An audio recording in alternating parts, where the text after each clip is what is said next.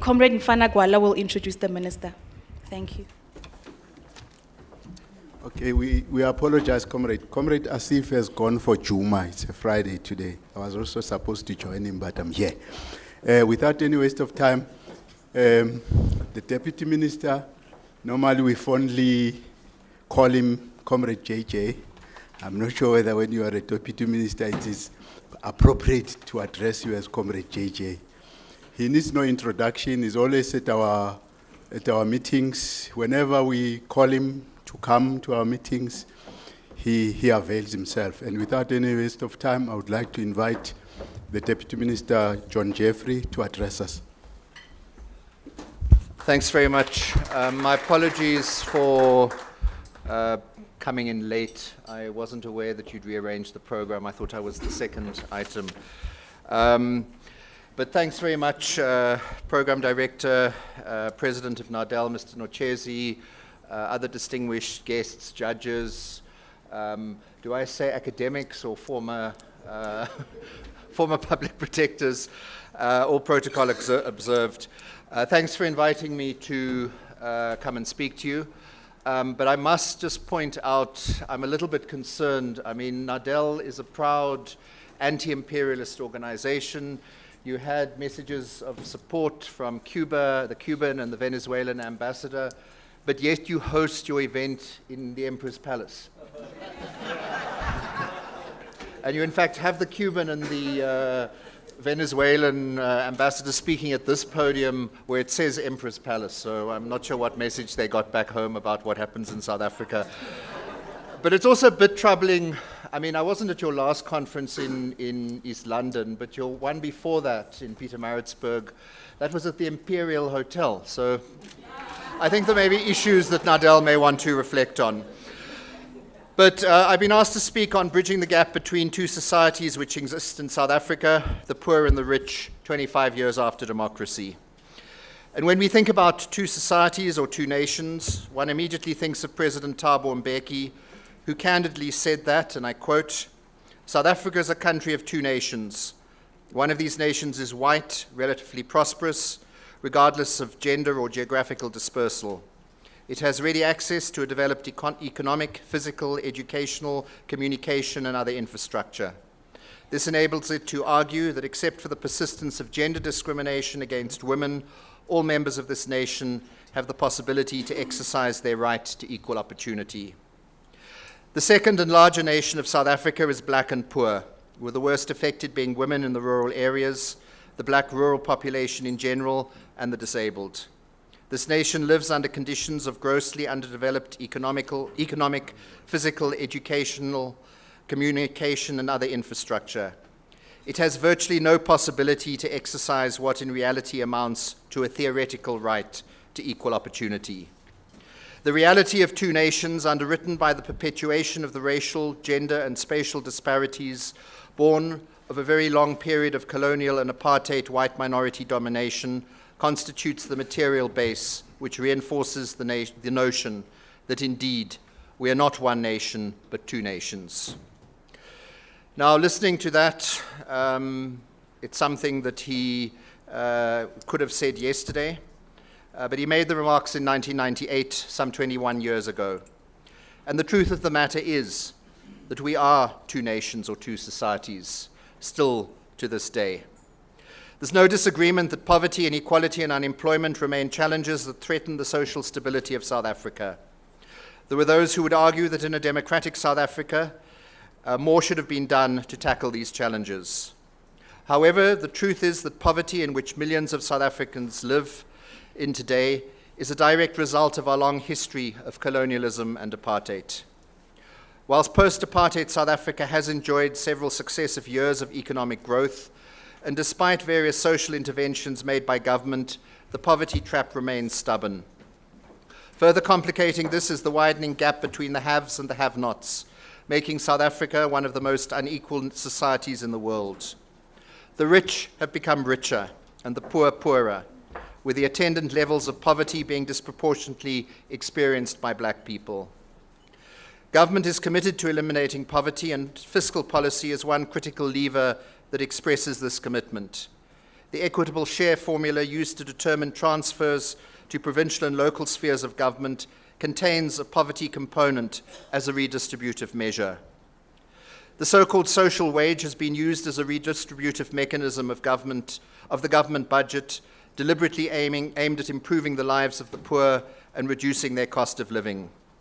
This has been achieved through, amongst others, free primary health care, no fee-paying schools, social grants, housing opportunities, and free basic services in the form of water, electricity, and sanitation to poor households. Although these policies and interventions have resulted in notable gains in poverty reduction since 1994, the country continues to face the challenge of high poverty, high inequality, and high unemployment. From the side of the justice system, significant progress has been made over 2 decades of freedom. Transformative constitutionalism and socio-economic interventions have been the driving force behind measures and interventions to advance those who were previously disadvantaged. The percentage of individuals benefiting from social grants has consistently increased from 12% in 2003 to 30% in 2017. But if one looks at who receives these grants, one sees that poverty and inequality run along racial lines. More than 1/3 of black African individuals, or 33.8%, receive a social grant, compared to 29% of colored people and 14.5% of Indian people, but by comparison, only 6% of the white population received grants.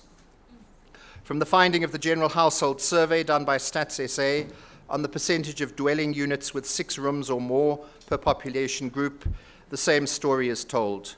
The number of rooms includes all rooms in a dwelling, including toilets and bathrooms, and reflects the standard of living of the household and can be tied to other characteristics such as education or perceived wealth status.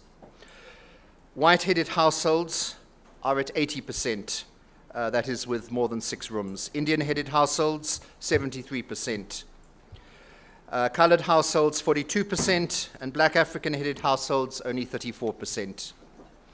A 2018 assessment of poverty and inequality undertaken by the World Bank, the Department of Planning, Monitoring and Evaluation, and Stats South Africa further tells us that it's not only about income inequality of opportunities measured by the influence of race, parents' education, parents' occupation, place of birth, and gender influence opportunities, that those are high.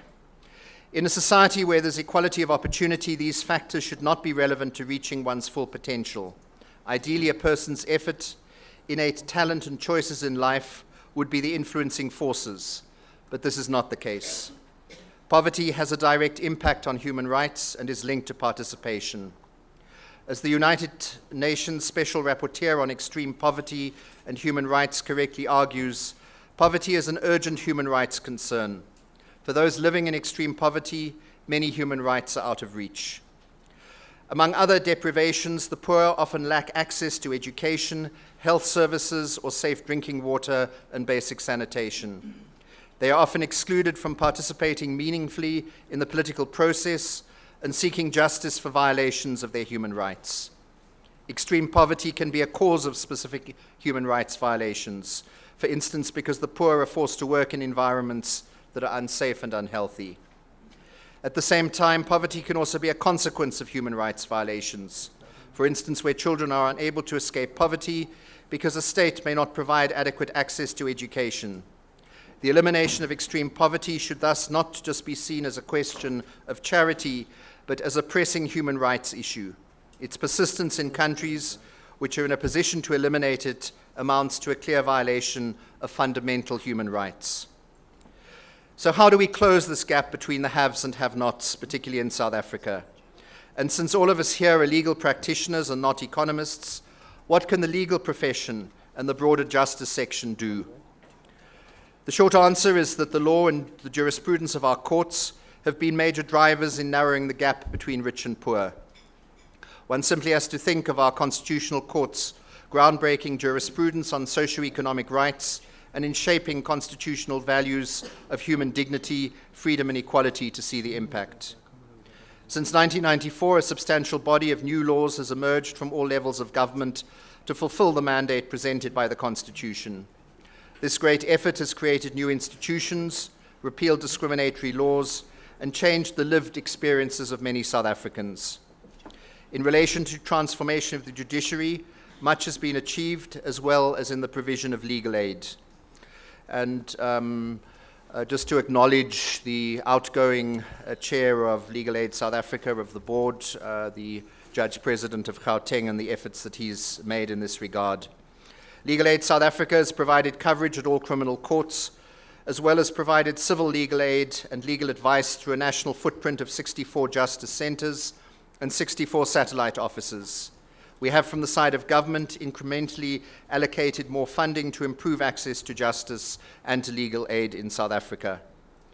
In 2017-18, the financial year, Legal Aid South Africa assisted a total of 731,000 clients with legal assistance in criminal and civil legal matters, as well as legal advice matters by providing legal representation in over 426,000 legal matters and legal advice to more than 305 clients.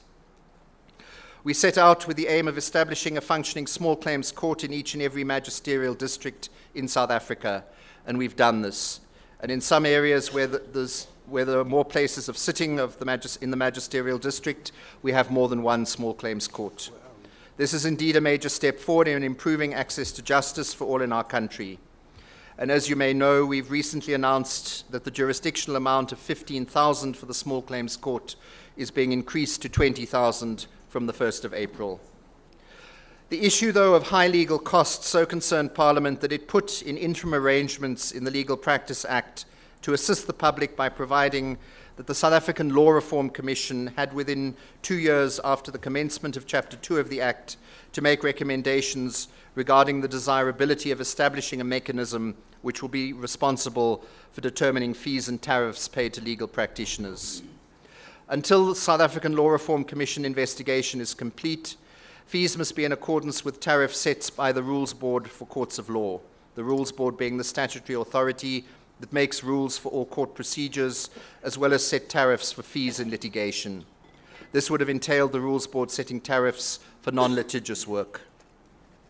Much has been done on the part of the legislature and the executive to initiate transformative laws and policies. However, the challenge lies in changing the fabric of our society. In many instances, South African society remains divided. Many schools, suburbs, and places of worship are integrated, but many are not. The ideal of a so-called rainbow nation at peace with itself has not yet been fully realized. So what can legal practitioners do? We know that the very purpose of NADEL is to be a voluntary organization of lawyers with its primary goal of creating a legal and judicial system that realizes access to justice for disadvantaged people and the rule of law. We think of the contributions made by many legal legends who are members of NADEL. We think of the likes of Archie Gumede, Pius Langa, and Dalla Omar. We know that many members of NADEL were both lawyers and activists, and hopefully many or some still are. Many of us here today were activists before we became lawyers, and nothing stops us once again being both. We can be lawyers and activists in a number of ways, whether it's through participating in initiatives such as Wills Week and doing pro bono work or taking other proactive steps to contribute to change in our communities. For example, there's nothing preventing a legal practitioner from sponsoring a law student at university, or writing a legal article for their local community paper, or becoming a commissioner in a small claims court.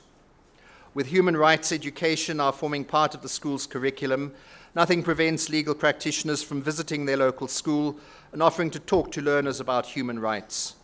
Nothing prevents a legal practitioner or a law firm from being a mentor to a team of learners participating in the National Schools Moot Court competition. As we celebrate Human Rights Month this month, we reflect on the words of President Mandela at the inauguration of the Constitutional Court in February 1995, when he said, and I quote, "People come and people go. Customs, fashions, and preferences change. Yet the web of fundamental rights and justice which a nation proclaims must not be broken." Constitutionalism means that no office and no institution can be higher than the law. The highest and most humble in the land, all without exception, owe allegiance to the same document and the same principles. It does not matter whether you're black or white, male or female, young or old, whether you speak Tswana or Afrikaans, whether you are rich or poor, or ride in a smart new car or walk barefoot, whether you wear a uniform or are locked up in a cell. We all have certain basic rights, and these fundamental rights are set out in the Constitution. And that's the end of the quote. But we still have two societies or two countries, and it never can be the responsibility of government alone to magically rid us of 3.5 centuries of discrimination. Throughout the struggle, the legal profession has been at the forefront of pushing for change. Lawyers have been instrumental in being the defenders of rights and freedom, and we must continue to do so. Thank you.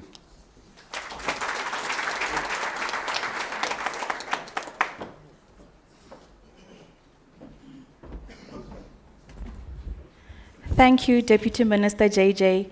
I really must add that when you have, conference participants and highly esteemed guests, as elite as this, it is only befitting that we have a presenter on this particular topic whom we all look up to.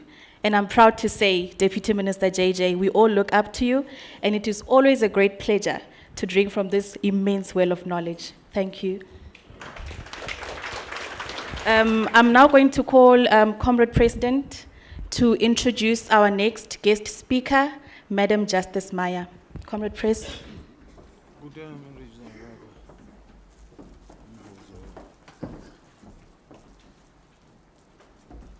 Thank you very much, Program Director. The next guest speaker is a person that has been a student, a lecturer, an advocate, an attorney, an activist, human rights activist. She grew up, she was born in a small village at Tsolo in the Eastern Cape. What is very important about that is that she was born in a small area there called Engolosi. This is an area named after a river. There's a certain river there. All of them, they did not have taps, so they would drink water from that river. Exactly in Engolosi. In that location, there was no electricity. After 6 o'clock, all children must be at home. She experienced that life. She knows it exactly. And most importantly, which is something all of us, we can all be inspired. She started as a court prosecutor. She was a court prosecutor. At one stage, she did her articles and became an attorney. And I believe you were with TOPS. I mean, there were those people during those times. But what is very important is that she has been the only woman in the profession for quite some time. Sadly, she suffered, like all the advocates. She was not briefed by the big firms. She was totally overlooked from briefing for two reasons. Maybe, I guess, because she's a woman, she was not briefed. And therefore, it was appropriate, Judge Maya, that with those experiences, with that exposure to all the suffering, at least you can share something with us. Hence, NADEL deemed it appropriate that you be our guest speaker today.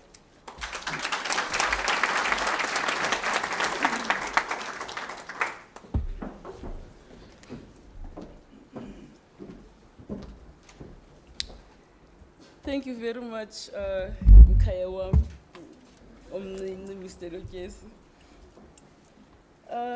Program Director, NADEL President, Mr. Lokesi, and all NADEL members present here today. My brother, Justice Madlanga, Honorable Judge President Mlambo, Honorable Deputy Minister, or there he is, of Justice and Constitutional Development, Mr. Jeffrey. Deputy Judge President, I think I saw him earlier, Judge President of this province, Letwaba. Colleagues in the judiciary, an elder by her actions and conduct, Advocate Madonsela. Distinguished guests, ladies and gentlemen, good afternoon. It is truly a profound honor to stand before you on this fine day, and I thank NADEL for the invitation. It's a big honor. I must confess at the outset, and this will be much to your disappointment, Mr. Nokesi, you'll find out why soon enough.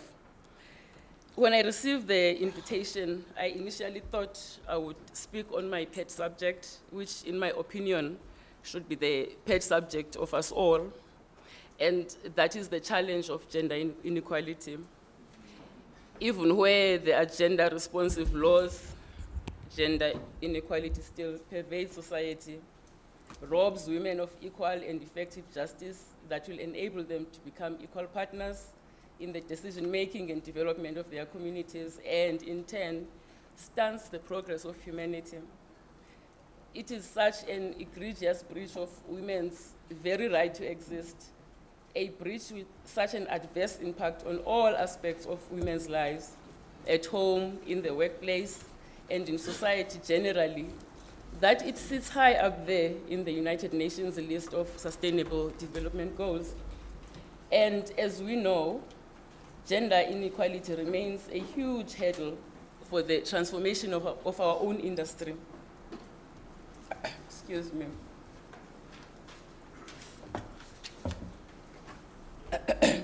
In the legal professions and in the judiciary, with which we grapple daily. So I thought I could use this platform, as Mr. Nokesi envisaged, to interrogate why this is so. What happens to the many bright women who sail through our law schools without difficulty, successfully trained for articles of clerkship and pupillage in droves, and then suddenly disappear from private practice? The challenges women face in the professions, especially the lack of meaningful work and support from litigants and the professional bodies to which they belong, especially the biggest litigant in this country, our government. Why women and black male legal practitioners very rarely appear, especially in the senior courts, the Supreme Court of Appeal and the Constitutional Court. The challenges women face in the judiciary when they finally make it to the bench.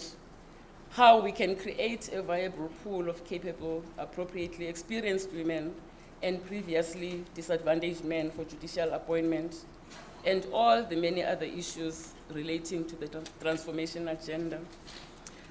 However, when I finally started to reflect in earnest on what I would say to you, I kept being drawn to other broader constitutional and human rights issues that our society currently faces, a deluge of serious man-made challenges.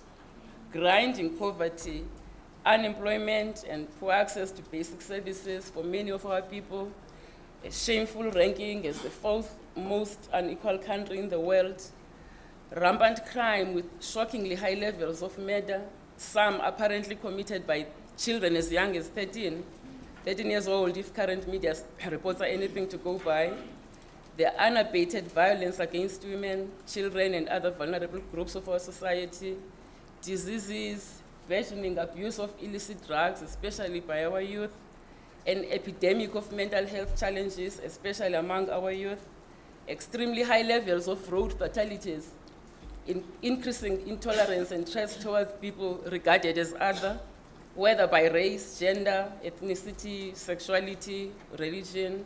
The variables are many.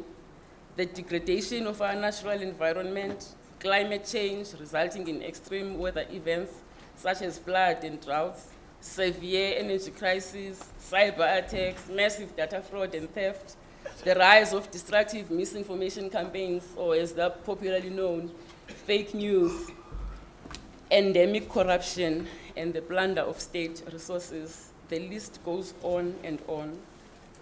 We meet during trying and uncertain times for our beautiful country, as the very theme of this conference indicates.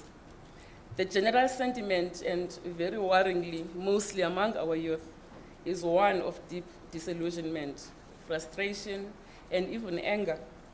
Some members of our society say they have not felt more despondent about the state of their country than they do now, since the birth of our constitutional democracy. Ironically, just in the last 3 and some odd weeks, we have seen a flurry of big moments in our calendars. On 20 February, the world marked the World AIDS, the World Day of Social Justice, to celebrate its commitment to inclusive justice, an ideal that is critical to ensure that our world eliminates injustice, which manifests itself in many variations, such as racism, classism, homophobia, ageism, ableism, and gender inequality, of course, and reaffirm its quest for social justice. Last week, on 8 March, the International Women's Day, the world once more acknowledged that women's full emancipation is a critical goal in humanity's pursuit of freedom, dignity, and equality for all, and we are still in the Women's Month. Next week, on 21 March, South Africans will celebrate the Human Rights Day in commemoration of the 1960 Sharpeville massacre and how far they have come as a nation in the quest for the protection of fundamental human rights. We have achieved many important milestones as a country since 1994 and should rightly rejoice in those gains and recommit ourselves to the struggle to do even better to achieve a just world. But it is extremely difficult not to feel that you are just going through the motions when we mark these profound moments and ask why there is so much wrong if we have concrete policies, practices, decisions, actions, and truly equitable, inclusive, and just institutions that work diligently to ensure that the aspirations become reality and the social ills that we all lament, which threaten our constitutional values, are eliminated or at least reduced. But whilst it does nothing to dispel the gloom and improve our lot, it is perhaps fair to point out, as DM mentioned, well, not there just yet, that South Africa is not the only country that suffers from these maladies, which are in fact global challenges. Sight should also not be lost of the fact, which DM mentioned, that a good number of them are, to a large extent, a legacy of our dark and not so ancient repressive past. But it bears mention too that we had a fairly good start as a country, and that there appears to have been a critical point at which we began slipping backwards badly in our constitutional march. Unemployment, poverty, inequality, and corruption, both in the public and corporate sectors, currently occupy center stage in the South African social and political landscape. And no one can claim to have any doubt about the grave consequences they pose, not just for the millions who have little or no means whatsoever, who daily experience hunger and deprivation and suffer economic and civic participation, exclusion from economic and civic participation in their own country. They threaten the very country as well. Of these evil conjoined phenomena, corruption likely poses the biggest threat to our constitutional democracy and the rule of law. And that is what worries me the most currently, Mr. Nokesi. Our courts have had occasion some years ago already to remark on the extent of the dangers of this scourge. In the Constitutional Court decision of Glenister versus the President of the Republic of South Africa and others, the 2011 judgment, the former Deputy Chief Justice Moseneke and Justice Cameron, discussing the need and rationale for combating corruption, eloquently described it as follows, open quotes: "There can be no gainsaying that corruption threatens to fail at the knees virtually everything we hold dear and precious in our hard-won constitutional order. It blatantly undermines the democratic ethos, the institutions of democracy, the rule of law, and the foundational values of our nascent constitutional project. It fuels maladministration and public fraudulence and imperils the capacity of the state to fulfill its obligations to respect, protect, promote, and fulfill all the rights enshrined in the Bill of Rights. When corruption and organized crime flourish, sustainable development and economic growth are standard, and in turn, the stability and security of society is put at risk. Corruption is a threat to our constitutional democracy and to any potential social and economic reform directed at empowering the poor and eradicating inequality.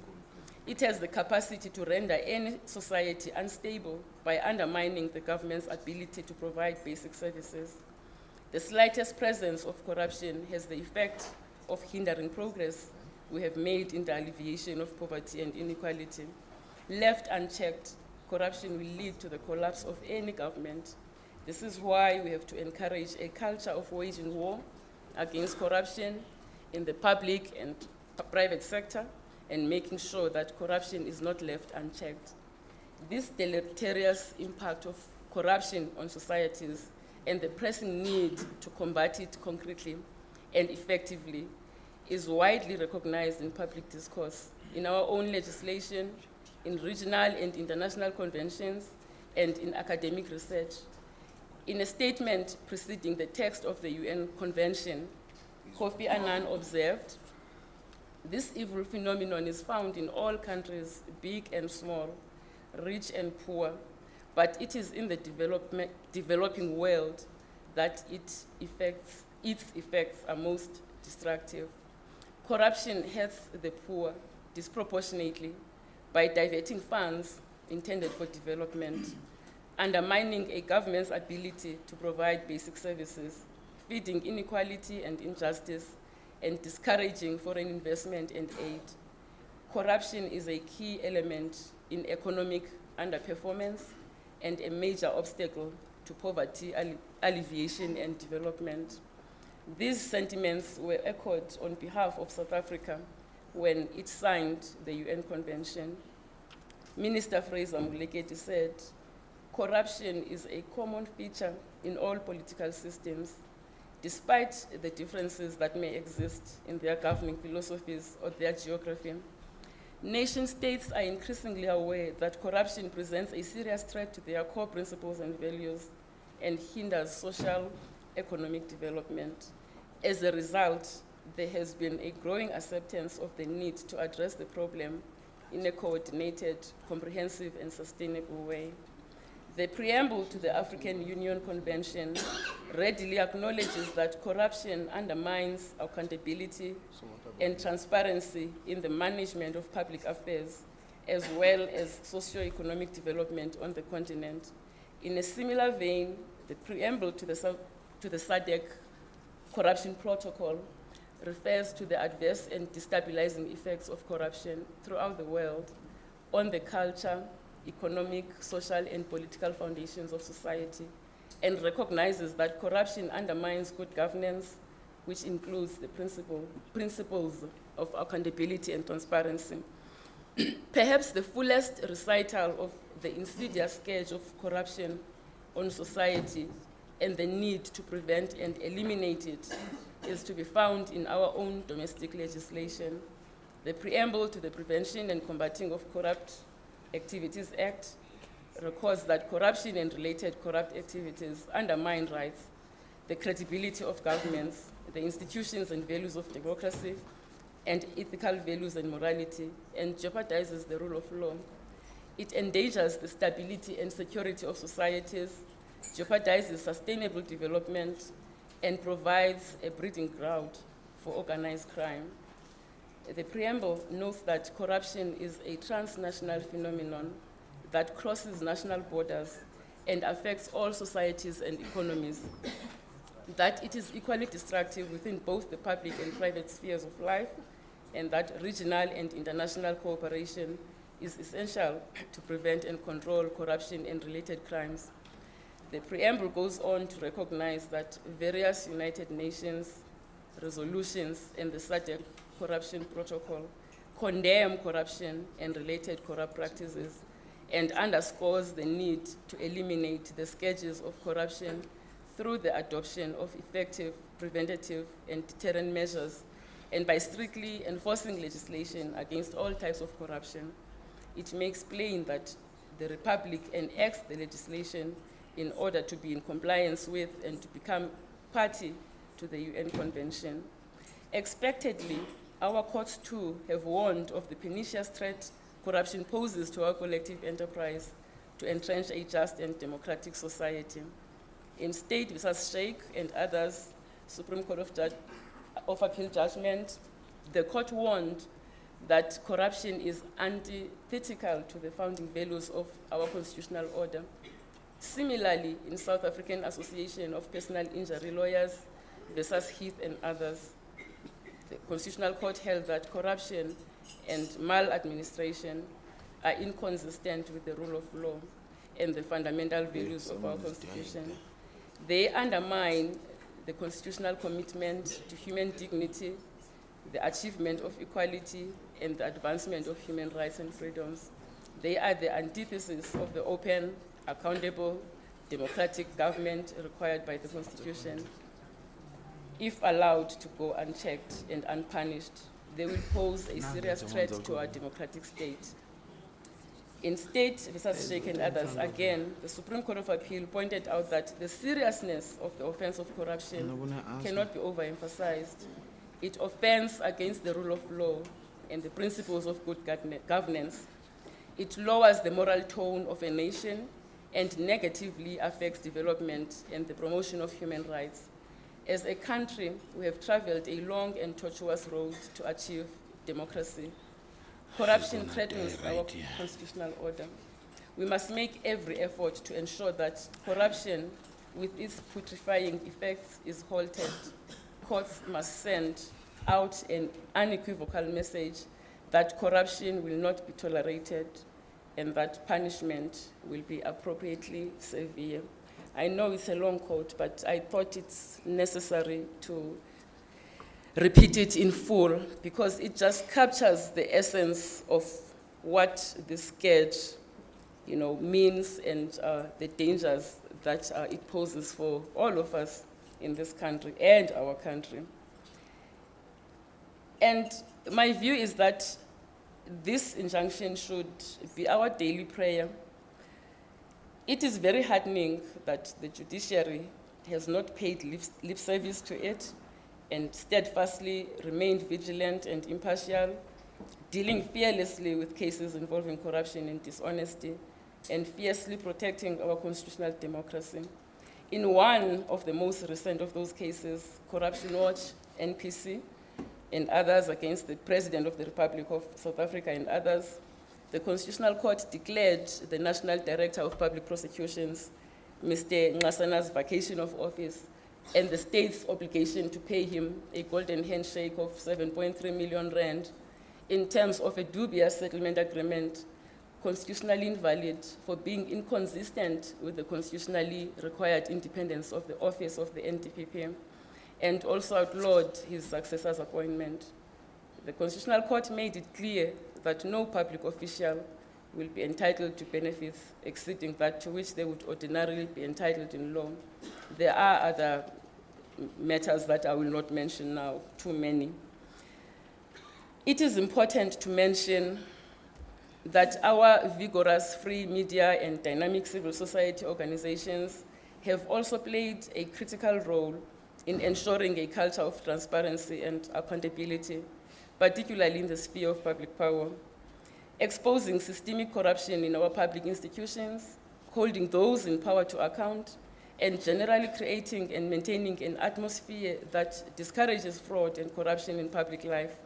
It seems fair to say that they set the wheels in motion for the establishment of the recent and current judicial commissions of inquiry and investigations into alleged state corruption, maladministration, and loss of public money by tirelessly chipping away and finally drawing the nation's attention to what appears to have been a systematic attempt by certain parties to control the government for personal gain.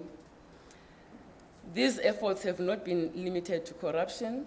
Civil society organizations have proven an invaluable force in the fight against service delivery failure and abuse of power by public representatives, playing a number of important oversight roles over democratic institutions and holding elected representatives accountable. And to achieve this, they have on a number of occasions taken to the street, took government to court, or were admitted as amici curiae in matters that sought to hold the government accountable to the Constitution and to act accordingly. And seminal decisions such as Grootboom, Minister of Health, and others against the TAC, Dladla, Black Sash Trust are a result of those efforts. And all of this bears testimony to the hard work of these civil society organizations to protect our constitutional order. Now, in closing, I would highlight that our legal system is premised on an ethical standard of norms and values and plays a crucial part in creating a just and ethical society. And I would caution that it has been proven that societies with severe corruption challenges, as we seem to have, still to be proven, but all indications are that we have that problem, those countries are likely to experience an assault on the integrity of their legal systems as those with vested interests aim to destabilize them. Needless to say, each one of us is bound by the Constitution to protect our hard-won constitutional democracy and take active steps to ensure our country's development and the eradication of any threats to her well-being and the fundamental rights of a people. Leaders, and in our context, leaders in the legal professions, Mr. Nokyesi, and the judiciary have an enhanced duty now more than ever to provide strong, ethical, exemplary, incorruptible, and dedicated leadership to protect and promote our constitutional order and ensure the entrenchment of a culture of transformation that will rebuild a system of morality in our country and restore our core moral values such as respect, service, justice, honesty, integrity, fairness, responsibility, building of the community that is operating beyond self and putting others first, and accountability, the society envisioned by Dr. Pityana, as he told us this morning. That requires a lot of courage and perseverance. But I do believe that we can all play a role in this fight, this war. And I wish us all luck. Thank you.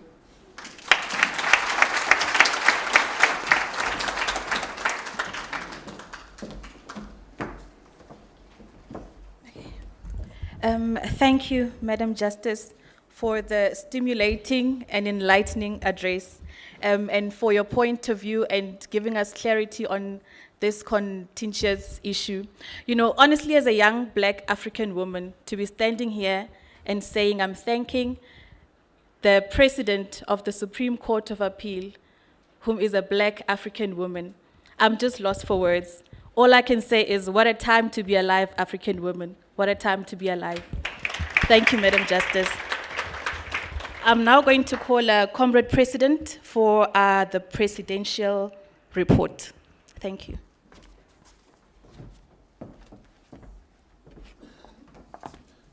Thank you very much, Program Director. I do understand that it's almost 1 o'clock and I will try to summarize everything.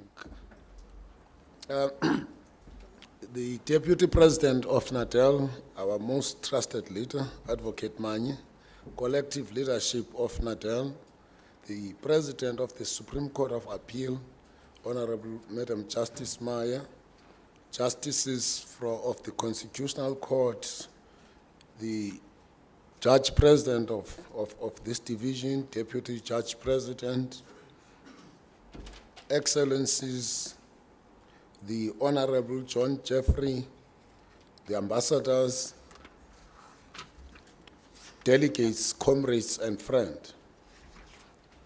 On the 10th of March 2019, an Ethiopian flight ET-302 was involved in a tragic accident which left all those on board dead. This was a painful event. We take this opportunity to extend our heartfelt condolences to the government of Ethiopia, Ethiopian Airlines, and the bereaved families. We support the call for the investigation of the circumstances that led to the crash of this Ethiopian flight. Currently, the people and the legitimate government of Venezuela are currently subjected to a sustained state of anarchy, chaos, and external insurgents by the imperialists led by United States of America. In this act of high provocation, which is motivated by a quest for regime change in Venezuela, gross human rights violations are being perpetrated on a massive scale.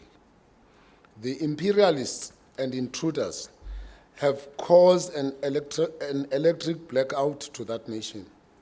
At the center of these illegalities resides the resolve by the American regime to seize power from the democratically elected government of Venezuela. The imperialists seek to dictate to the people of Venezuela the persons who must lead their country and the types of government system suitable for the Venezuelans. In the course of these illegal activities by foreign countries to Venezuela, children and adults are suffering untold hardships due to unilateral imposed sanctions. There is shortage of food, medicine, and to a greater extent, basic needs of life. We have no doubt that these acts of aggressions are motivated by greediness, selfishness, and business interest for oil reserves and resources of that country.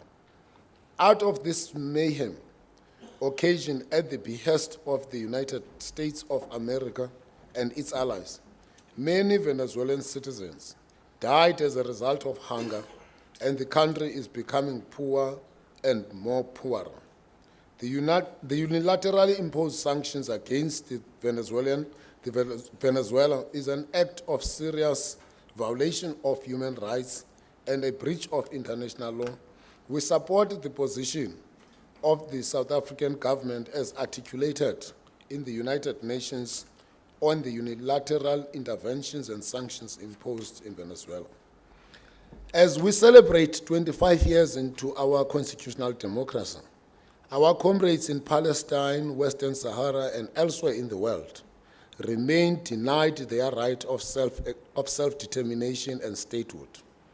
In the course of the struggle by our allies in Palestine, children, women, and activists are killed on a daily basis. The state of Israel continues to wage war against the Palestinians and thus perpetuate a gross and serious violation of human rights and dignity. We remain firm in our commitment to the people of Palestine and their struggles against the oppression. The freedom of the people of Palestine and Western Sahara cannot be postponed indefinitely. We commit to join all efforts by our revolutionary forces aimed at ensuring that the dignity and the right of self-determination for the Palestinian people are realized. We support the resolutions by the South African government to downgrade the Israel embassy and demand that more actions be taken against these aggressors. Human existence and the right of self-determination, which include the recognition of the independent states for Palestinians, is a fundamental right. We will never relent until the Palestinian and the people of the Western Sahara are liberated. The month of March in each year has since become the biggest event in the legal calendar for NADEL representatives, stakeholders in the legal profession, the government representatives, and our international friends. It is a time set aside for reflection, reactions, and resolutions on concrete responses by a collective community of progressive lawyers. We come together for intrinsic self-analysis, reflections, consultations, and robust engagement in drawing concrete plans, implementable programs, and decisive actions needed to advance the ongoing process of restructuring a true liberated South Africa in the world. In less than 365 years ago, 365 days ago, we converged in East London. Now we meet here in Kipton Park, Gauteng. Central to these meetings is to build a South Africa in which all enjoy equal rights and freedom. We mainly assess the progress made and the areas of intervention. This meeting is no different, save that a lot of toxic and distasteful events which seeks to undermine the constitutional project for South Africa has occurred. It is well to remember that this is a Human Rights Month. The month of March marks some historic events in the Republic of South Africa and the world. On 8 March 2019, we were celebrating International Women's Day. On 21st March 2019, it is an official Human Rights Day. It is on that basis that the month of March is recognized as a Human Rights Month in South Africa. People died on the 21st of March fighting against injustice. The month of March should be bringing hope for many South Africans. Startlingly, we witness a daily revelation of video footages of abuse against women and children. The propensity for commission of crimes of sexual assaults and violence against women, including domestic violence, has since become prevalent in the society. These crimes are committed with disdain, arrogance, and I don't care attitude. These acts of violence have extended themselves to churches, political parties, and public offices. In the recent and past few days, the church has been in the media for all the wrong reasons, ranging from pastors raping women, children. We also witnessed the church pastors being involved in acts of corruption, money laundering, and fraud. The acts of corruption has just engulfed every corner and space in our society. This country is still unable to reconcile itself with the escalating levels of falsehood and criminality allegedly coming from the people of the church. We welcome the commitment by the Commission for the Promotion and Protection of the Rights of Cultural and Religious and Linguistic Communities. The investigation of these matters is urgent. The police and the NPA should also deal with the obvious crimes of fraud, money laundering, and other acts of corruption related to these incidents. Whether church should be regulated is a matter that South Africans must start to debate. The suggestions of pastors resurrecting the dead was obnoxious and disrespectful to the respect that our society accords to the church. This was an abuse and a manipulation of our people's religion and cultural belief, of which our Constitution rightly protects. The insinuatory statements recently allegedly made in Parliament that our mother of the nation, Mrs. Winnie Nomzamo Madikizela Mandela, was not a tried and tested woman in our struggle, and that she was no woman of substance, was a shocker of the year and a direct insult to the revolution. Perhaps this would be viewed from the angle of lack of appreciation for the selfless struggles that Mrs. Mandela made for this country. We appreciate the role played by our veteran struggles, including Mama William Ngoyi, Albertina Sisulu, and other comrades who sacrifice for our liberation. It is well to remember that within a short period of time, upon his assumption of office for the presidency of the Republic of South Africa, Mr. Cyril Ramaphosa had to establish several commissions to probe corruption within state institutions. It was quite obvious and a serious concern from the citizenry that the looting of state resources by both domestic and international syndicates in partnership with public office bearers had become rampant over the last few years. There was self-evident massive material accumulation by small cliques in our country, whilst the population at the same time was getting deeper into poverty and hopelessness. The corruption appeared to have entrenched itself within the state institutions responsible for criminal justice and justice. Corruption was taking place at a massive scale, to an extent that one would believe that it is lawful to be corrupt. For those who resist corruption became victims of the corrupt. The society had completely lost confidence of a normal society.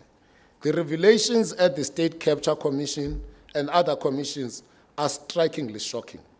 It has never been anticipated that corruption would even find its way to state institutions responsible for criminal justice and justice. The suggestion that some magistrates, prosecutors, and police were part of this massive corruption is an indictment against the people of South Africa. The difficult questions at all times when observing these obnoxious and toxic incidents is, what is to be done, by whom, and when? These conducts violate the Constitution for the Republic of South Africa, the undertakings made by the founding fathers of NADEL, which we must all remind ourselves about, is that an activist lawyer must never cease her or his activism for as long as the frontiers of poverty, inequality, threat against the rule of law is prevailing. The existence of inequality and corruption is a threat against the rule of law, democracy, and humanity. The main objective of the revolution, stripped into its essential parts, is the fight against the frontier of poverty, respect for the rule of law, and protection of human dignity. In this regard, we can without reservation refer to a document of the present ruling party, the African National Congress, which was drafted under extreme conditions by men and women who were far away from home. The African National Congress, through the heralded declarations, made their intentions clear while in exile, weeping tears and sweating blood, that the only end sight of the revolution would be a creation of a new constitutional order in which all would enjoy universal recognized human rights, freedoms, and civil liberties, protected by an entrenched Bill of Rights. This is a noble commitment made in times of pain and difficulty. Should we allow anyone to undermine this objective simply because he is powerful or has struggle credentials? The answer must be no. What then must we do? Your answer to this question is in this meeting. The declaration by the ANC became the cornerstone of the subsequent negotiations with the apartheid regime. The success of the negotiation was the ultimate inclusion of the declaration in the Constitution of South Africa. The Constitution was written with licking wounds, blood flows, weeping of tears. This is a constitution which entrenches the rule of law, human dignity, achievement of equality, the advancements of human rights and freedoms. The Constitution puts a final nail against racism based on gender, color, creed, and other objectionable forms designed to divide our society. This Constitution accepts that whilst we are a diverse people, we can coexist and can achieve unity for the better of our nation and its people. The Constitution compels mandatory accountability, responsiveness, and openness in a system of our government. The Constitution of the Republic of South Africa is a document that ushers in hope for a better future and commits all of us to work for the realization of that future. Why then embrace corruption or remain supine when corruption is rife? What concrete steps must be taken to confront the evils created by inequalities and poverty?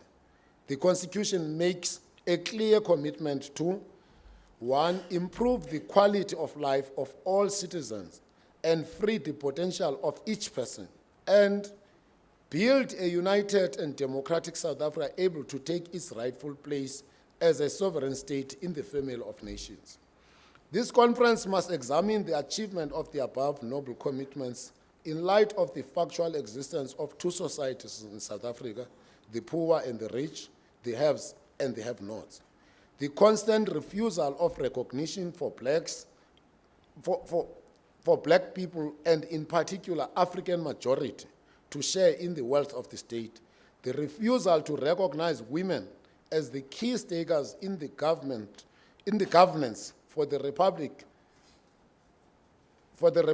and the highest decision-making bodies, the prevailing homelessness by the African majority, lack of access to land, property, and other resources, the imbalanced economic power, and the deliberate denial of access for African majority. We still witness prejudice briefing patterns against women and African majority. Legal briefs are still given to the white male practitioners. The corporate world still favors white male legal practitioners, much to the exclusion of women and the African majority. What do? The cancer of corruption undermines every effort of the revolution and the undertakings embodied in the Constitution. How do we respond? All progressive persons and their organization have a task of responding to these questions honestly. Expectedly, NADEL, therefore, cannot, with its history, consequent membership, stature, and responsibility, escape answering these questions. NADEL's response must be practical, focused, and produce a positive impact for the benefit of society. Most importantly, NADEL must help the nation understand the nature and drivers of these problems. It must give direction as to what must be done. In order for us to debate meaningfully, it is first important to report on what we have done in the past year and what we intend to do with the help of your suggestions, views, and resolutions from this conference. NADEL took a conscious position to dismantle apartheid with its institution and support bases. The legal profession was one of the institutions that needed to be transformed. NADEL has been very firm in its call for the establishment of a single unitary body for the governance of the legal profession. This position guided the participation of NADEL in the previous provincial law societies and the Law Society of South Africa.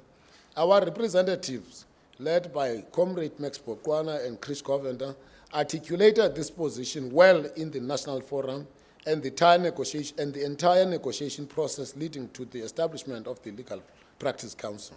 Indeed, in November 2018, after successful elections, a Legal Practice Council, which is a regulatory body, came into existence. We participated in those elections jointly with the Black Lawyers Association. The elections for the provincial councils are still underway. The profession is regulated by one body. As the Legal Practice Act did not adequately deal with the members' interest, the Law Society of South Africa, which has to be adjusted into a more transformed shape and form, continue to exist. The LSSA is the voice of all lawyers in the Republic of South Africa on issues pertaining to the rule of law, access to justice, public interest, and interests of members. The representation to this body is drawn among all progressive formations within the attorney's profession. It is envisaged that a single members' interest organization for legal practitioners, which currently exists as attorneys and advocates, shall soon come into existence. In the LSSA, the present representation is on equal basis. That equal representation is extended to all institutions in which the attorneys are required to participate as such.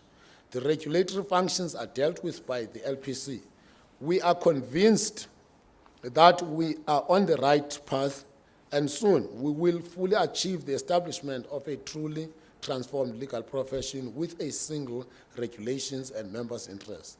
There has been a silent rambling about the regulations of the elections which require the achievement of transformative reflection of the legal profession.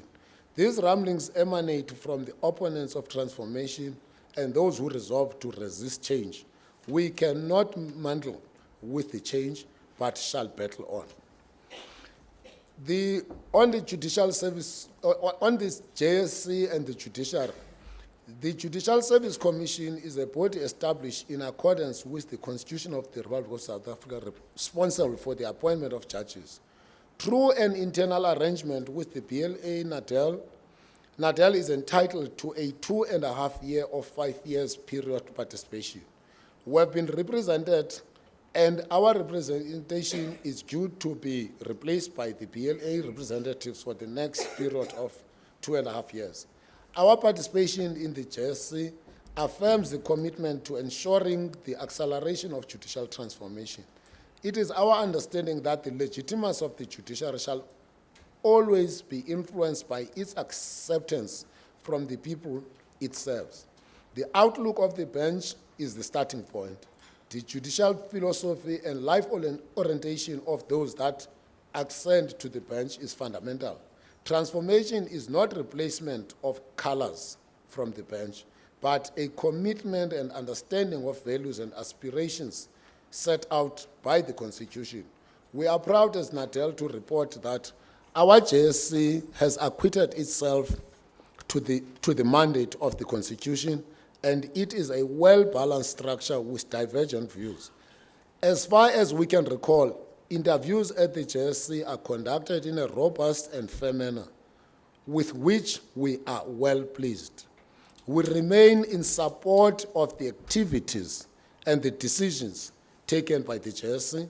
We are still convinced that JSC is still properly constituted and no need for any constitutional amendment in relation to its structure. On the judiciary, our judiciary has been demonstrably seen in its commitment to the foundational values of the Constitution. Indeed, if it was not the commitment of our judiciary and adherence to the principles of judicial independence, South Africa would by now be plagued into chaos and anarchy. The looters, capturers, and crime syndicates were unable to find their way to the judiciary due to its strengths and office commitment. We are indeed proud of our judicial system and the judiciary. Even the attacks that were directed to some of our judges with a view to intimidate them in the process of adjudication, some heavy and weighty cases failed as they came to naught.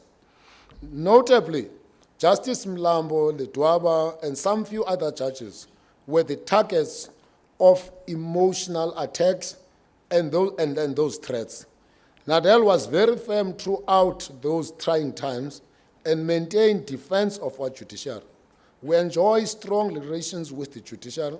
The Chief Justice, President of the SCA and its leadership, and all the judges present are supportive and very encouraging. We can confidently say we are part and parcel of all activities led by the Office of the Chief Justice, who is personally welcoming and supportive.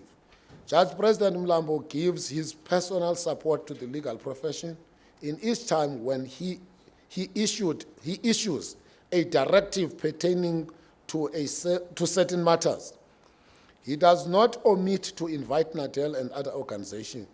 We are encouraged by this good gesture and consultative approach. The judge presidents always support the profession, and this is affirmed by the willingness of consulting organizations when considering a pool of acting judges. Judge Lekhoti, Judge Mokhoba, Judge Shikri, and other judges assist us in our training, in our judicial training, and are always prepared and willing to assist us. On the Constitutional Court, the Constitutional Court is now the apex court. It is a final court of adjudication. Judges who are appointed to this court should be persons with experience, capacity, and in-depth understanding of the Constitution. The experience required for judgment writing, especially for the Constitutional Court and Supreme Court of Appeal, develops over time of exposure to these courts. The period of 12 years prescribed for judges in the Constitutional Court is insufficient and has an inherent challenge for the society. As some judges retire from active service at an early age, this comes at a huge loss to the state, as those judges remain entitled to the same benefits as judges in the active service. If it was not for these limiting provisions, justices such as Justice Mkhoro, Kabinde, would still be in that court.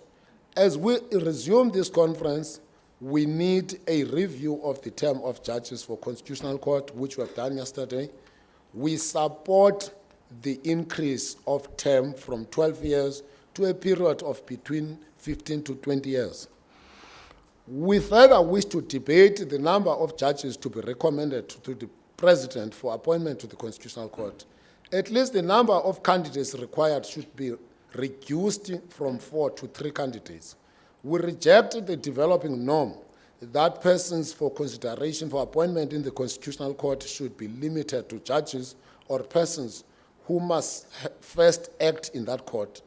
The first judges of the Constitutional Court were drawn even from academics and persons who were not judges.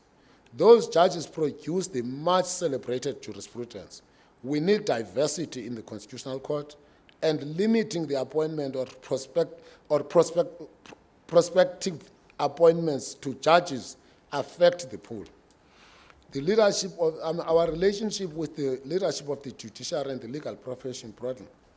The appointment of Madam Justice Meyer as the President of the Supreme Court of Appeal was the confirmation of confidence on the leadership provided by women. The recent appointment of Advocate Batoi is a further attestation to the commitment on recognition of women leadership. We note that there is only one female judge president out of 9 provincial divisions of the High Court. There is a need to address this imbalance. In the legal profession, we highly appreciate and support the appointment of Ms. Catherine Lepu and Advocate Platt as the chairperson and deputy chairperson for the LPC. It is still regrettable that we have not done much as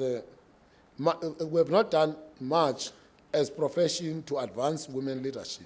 The current leadership of NADEL has ensured a balanced deployment of women to serious positions in the profession, and that confirms the commitment to address the gender transformation. These are matters that this conference must further articulate itself. NADEL LSSA judicial training. Pursuant to the resolution taken at the Port Shepstone conference, NADEL launched a judicial training program. We have up to now conducted 4 judicial training programs. These programs have been effective and responded well to the challenges that we sought to address. The resolution to launch the NADEL LSSA judicial training was informed by the need to create a large pool for potential and aspirant judicial officers. This training is complementary to the initiatives by the Office of the Chief Justice. Through such we can report that in each training, we always attract more than 50% female candidates. Some of the candidates have been given an opportunity as acting judges in various divisions. We have noticed that some of the candidates from our training appear on the short list for the advertised judicial appointments by the JSC and the Magistrate Commission. We shall continue with this program. As part of our commitment for the preparation and development of capacity for attorneys as the court officers, NADEL resolved to offer legal education. We have rolled out training programs in all 9 provinces, and they have been successful. We have a dedicated training coordinator, Ms. Memory Sosibo. Our training has included customary law, principles of forensic evidence, case flow management, human trafficking, effective communication, constitutional law, legal drafting, judicial skills, gender-based violence, candidate attorney training, admission preparation, the Legal Practice Act, Women in Law. NADEL undertakes to provide continuous legal training for practitioners, candidate practitioners, and paralegals. This confirms our commitment on access to justice and the legal profession. On the qualifications training and qualification and examination, we adopt the view that there must be a single training for all legal practitioners. There is no need for separation of training for advocates and attorneys. there is a need for the review of the relevance for separation. We also believe that there is no need for training, for special trainings like conveyancing. This conveyancing, for example,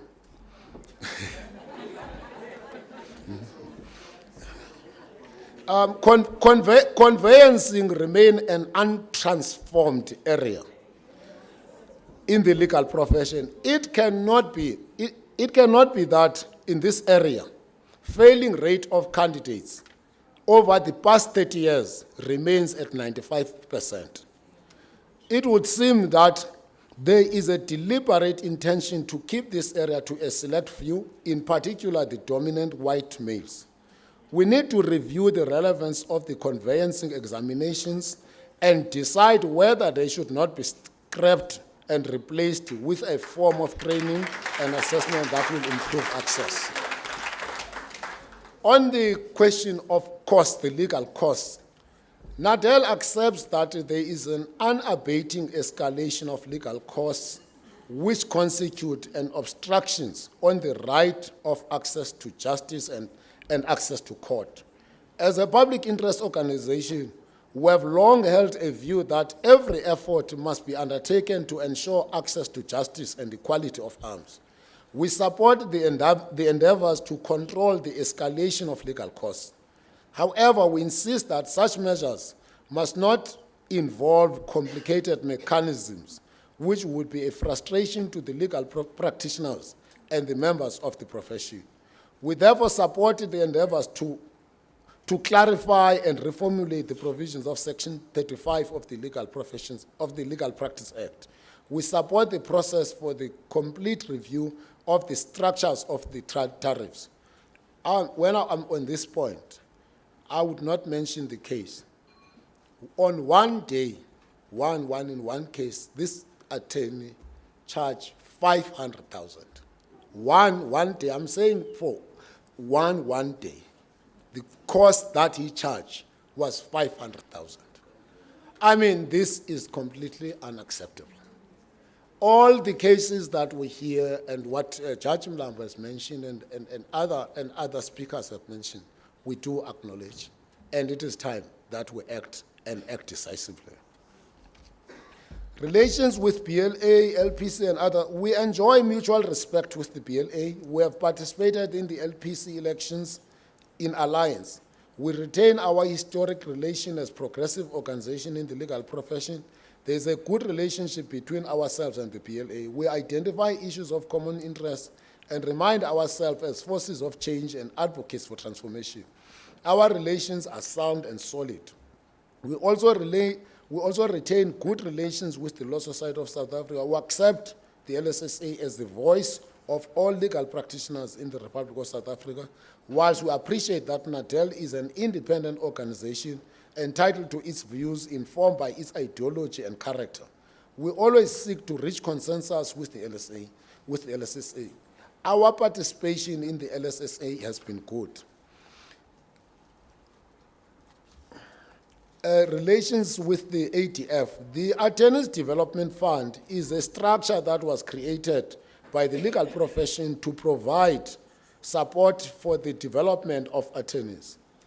It was through this entity that the profession undertook to provide support for the young practitioners to start up their practices.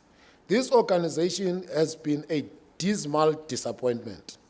Those appointed to the board of the ATF simply demanded what they term independence of the board and totally neglected their mandate. NADEL is a shareholder of the ATF. Our shareholding was informed by our commitment of ensuring access to the profession and providing support service to those who just entered the profession. The failure to roll out properly this support soured the relations with the ATF. These relations with the ATF came to a dead end upon discovery of theft of 22 million from the coffers of the money meant to support the young practitioners. Surprisingly, whilst 22 million was stolen by the CEO and other conspirators, only 1.4 million is said to have been used to support the young practitioners over the last 3 years from the date of discovery of theft. It is our view that the law enforcement agencies should ensure that those who are involved in this theft are held to account and are prosecuted. On our relations with the government and institutions, since 1994, we have had a cordial relationship with the government. These relations started out of the long-held relations with the ruling party as the then a liberation movement during the years of the struggle for liberation. We both adopted the Freedom Charter as the guiding document for a liberated South Africa. In fact, Oliver Tambo, Nelson Mandela, and other leaders of the African National Congress were instrumental in the launch of NADEL. During the negotiations for a liberated South Africa, NADEL played a key role at the request of the African National Congress. Subsequent thereto, most of our senior members assumed role in the new democratic order and assisted in the foundational phase of rebuilding South Africa. These relations drastically changed after 2007 under the previous president. This was occasioned by our objections to some of the decisions made during that period. Arising from that, we were sidelined on matters in which our voice could have been heard. We were removed even in institutions where we used to be invited. In the current administration, the relations appear to be improving. We have been given a space to articulate our views and participate in some critical decision-making. This has been particularly so in relations with the Office of the President and the Ministry of Justice. The President took an unprecedented decision to involve NADEL and other organizations within the legal profession in the process of employing a new Director of Public Prosecution. It is well to remember that this was just a good gesture on the part of the President, as he is not compelled by any law to do so. We are very much hopeful that the relations with the current President, who appears to be transparent and open, will improve for the better. Indeed, we appreciate the opportunity that the President presented to the legal profession, and in particular to NADEL. We can confirm that we were so pleased with the process followed in the recruitment and ultimate appointment of the National Director for Public Prosecution. We will support the prosecuting authority and the National Director in its effort to restore dignity and public confidence to that institution. We are at least assured that the present Director is not a product of such suspicious state capture or person capture or group or associate capture. At worst, she is a capture of the legal profession. With the Ministry of Justice, we have a good relations with the Ministry responsible for justice. The Ministry of Justice is always responsive and supportive. The Ministry is always prepared to listen and remain open for our persuasions by NADEL submissions. The Deputy Minister of Justice is always with us, invites our views, consults us, and pay heed to the views that we put forward. And where we differ, we always understand the perspectives from which we differ. With the State Attorney remains a dysfunctional institution across the Republic. The State Attorney continues to refuse agreements reached on the redress of briefing patterns in all important cases which are believed to be complicated. Black practitioners, in particular Africans and women, continue to be overlooked in preference to white males. The justification for this practice has always been that it is done at the behest of legal advisors from the state departments. This practice has a potential to undo the transformation gains. It is reported in Mthatha, Eastern Cape, that the work from the Department of Health and Police has been given to a private, large, white, big firm in order to bypass the briefing of the African majority living in that part of South Africa.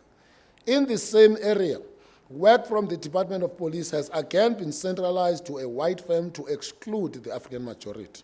These acts, if true, will surely result in a big blow to the transformation agenda. We are still shocked that legal work in an area dominated by black African majority legal practitioners would be privatized and handed over to a big white firm which does not even have offices in the area. It is also alleged that there was an advance payment of legal fees in excess of 60 million. This is tragic to transformation. We have also been informed that payments to black practitioners in the Mthatha area is being frustrated so that those offices can close down. This is an insult to the revolution and the Constitution of South Africa. We have noted some complaints which have been leveled, particularly by Minister Aaron Mtswaleti, where he seemed to be branding every lawyer as a corrupt. The minister, to an extent, particularly as NADEL, we have sought audience with him specifically to request him and engage him on how we should engage on these matters and how we could assist. He has not been available. Perhaps one would not ask too much considering the state of our hospitals as well, the reactions and the interventions. It is good to quickly take a shortcut and brand everybody as corrupt. Whilst we do accept that there are some corrupt elements within the legal profession, these corrupt elements taint the profession. We have always maintained that corruption has no place in the legal profession as it has the society. NADEL is willing to avail any form of assistance to ensure that any form of corruption within the legal profession is rooted out. We were pleased recently to hear that some practitioners, 2 practitioners in the Eastern Cape were arrested and caused to appear in courts on allegation of corruption. We urge the LPC to process those cases in the disciplinary hearing. We cannot allow the legal profession, which has been known to be honorable, now to find itself at the center of allegations of corruption, theft, and fraud. The state capture, we believe, could not have sustained itself if it was not the conduct of some unscrupulous legal practitioners. Illegal contracts to facilitate state capture surely were prepared by some practitioners. The money laundering has been facilitated with the help of certain dishonest practitioners. We therefore commit that we will join the government in this fight. We cannot allow any elements of dishonest practitioners within the profession. Now, on our relations with the prosecuting authority, before the appointment of Advocate Shamula Betoy, we had no relationship with the National Prosecuting Authority. In fact, we were inundated with claims that the National Prosecuting Authority is subject to political influences, political capture, and other forms of manipulations. Although these claims were never independently verified and confirmed, some revelations in the various commissions established by the President are scaring and suggestive. In our last conference held at Port Shepstone, we extended an invitation to the then National Director of Public Prosecution, Advocate Sean Abrams, but unfortunately at the time he was unavailable because we wanted to engage with them on some of these issues that were often conveyed to us. The current National Director of Public Prosecution, Advocate Batoy, has made a commitment in her acceptance speech to work with the stakeholders in the legal profession. NADEL undertakes to support the National Director and maintain a good working relations to ensure that the institution restores its dignity and public confidence. We are hopeful of the restoration of the much needed strong and independent NPA. Sophistication of crime we witness these days need our support for the NPA and the law enforcement agencies. The Minister of Police has always indicated his willingness to work hand in hand with NADEL and other stakeholders in the legal profession.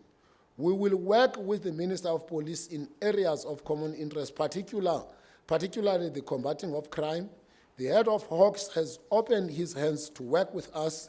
The National Commissioner of Police is also available to work with us, we believe that indeed this is a new era and this is a new dawn.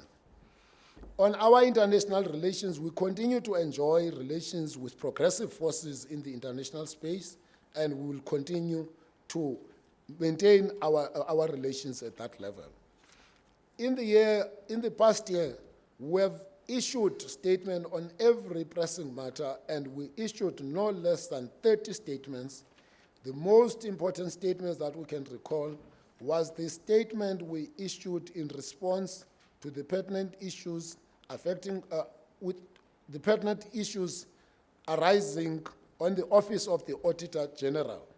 When the Auditor General in the KZN was under attack, we had to come in and actually voice out our views.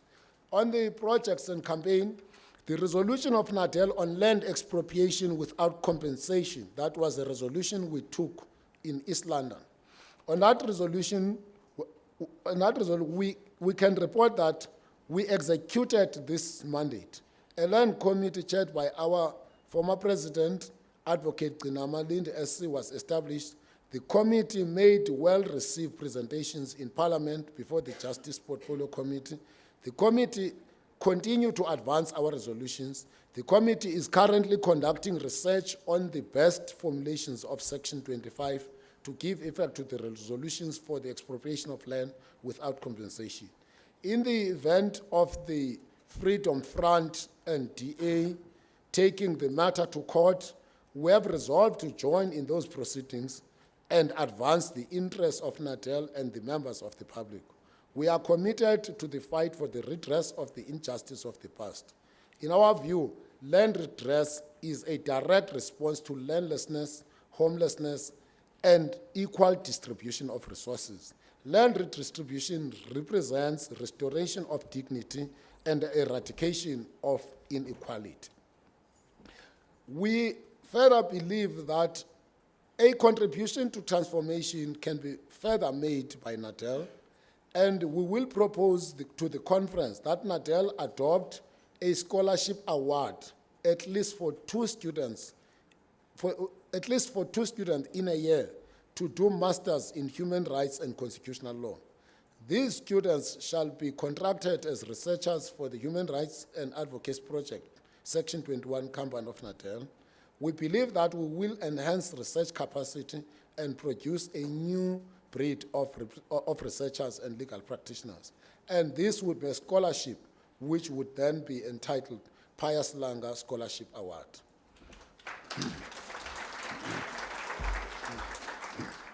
On student training program, we have launched a student training program. In terms of this program, we will forward a human rights topic to all universities in the Republic of South Africa. Students will be invited to write an assignment, and those assignments shall be marked by some judges that will ask. We will then award a top student some prizes, which include NADEL book, a voucher for the student to purchase a legal textbook. The student will be invited during the holidays to work and volunteer in our head office of the Human Rights and Research Project. We will also encourage our branches to ensure that members are available to do mentorship for students at the university. These programs are all designed to promote access to the profession and provide legal support. We undertake to provide other legal assistance to communities.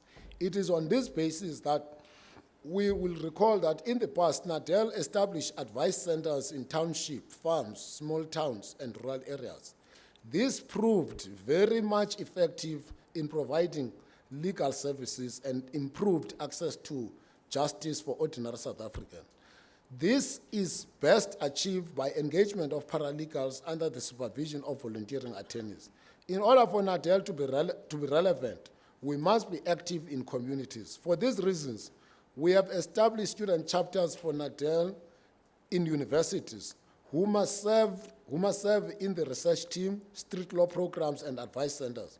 We'll establish our own paralegal program and partner with other NGOs who will deal with access to justice. Finally, as I conclude, our response to state capture, corruption, and other corrupt, our response and way forward, our proposed way forward. The wave of corruption in our society is not only alarming, but it undermines the very human existence. Corruption is a serious threat to the rule of law. Due to corruption, service delivery cannot be accelerated in a pace required for the rebuilding of this country. The President of the Republic of South Africa, as I've previously indicated, in his commitment to decisively root out corruption, has established no less than 4 commissions of inquiry. This must indicate the level of corruption and the extent to which it has spread. NADEL cannot stand slothful. We must do something. It is the responsibility of NADEL as a home of progressive lawyers, firstly, to constantly remind the society that our Constitution is written with tears and blood of our forebears, and therefore the greatest inheritance bestowed on us by the period of long, arduous, and painful struggle for liberation. Anyone, therefore, who seeks to undermine this inheritance must surely be the enemy of our people and the struggle. The proposed action. NADEL must urgently convene a colloquium which will include those in the law enforcement agencies, prosecution, and judiciary on the one side, and other anti-corruption agencies, organizations on the other side, to deal with the following, amongst others.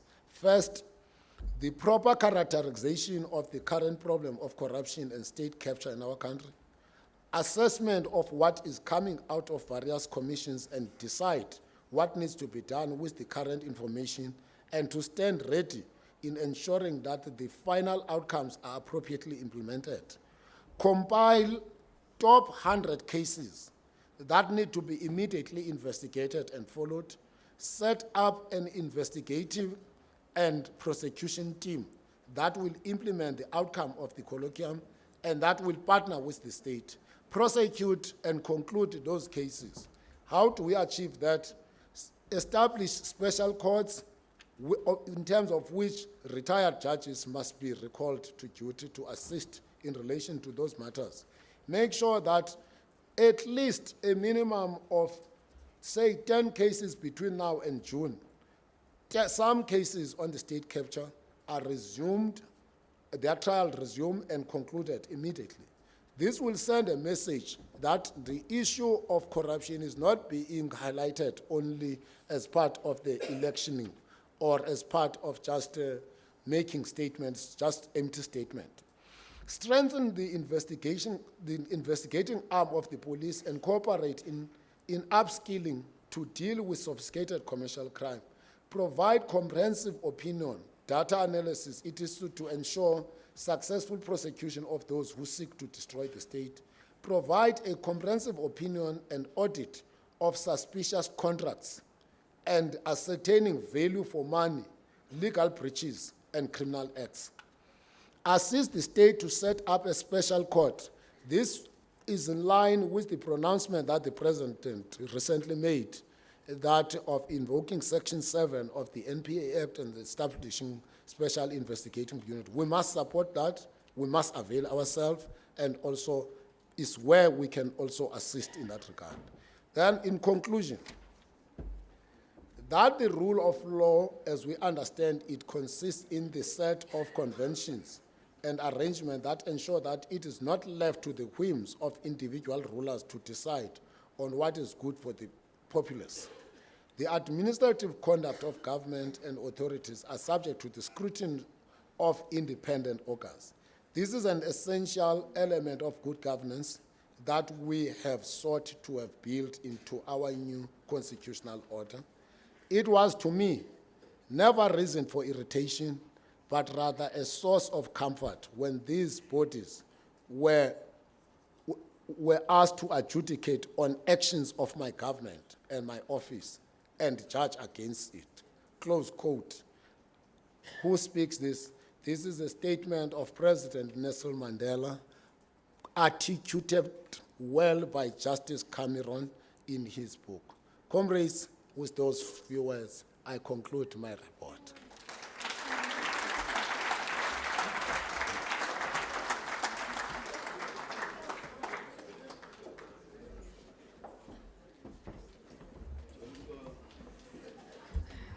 Okay, thank you, Comrade Press. I really must say, whenever I hear our leadership advocating for women, my heart always jumps for joy. I know that under the leadership of Comrade Nochesi, women will be emancipated, and he does continue to fight against the prejudice of women in the profession. I want to make specific reference to the appointment of Advocate Batohi. Our president and deputy president were part of the panel, and that is evidence of the continuous combat that our organization is in. I just want to say, President, it is not enough. We still want more. We still want a bigger piece of the pie as women. We want a female president. Thank you.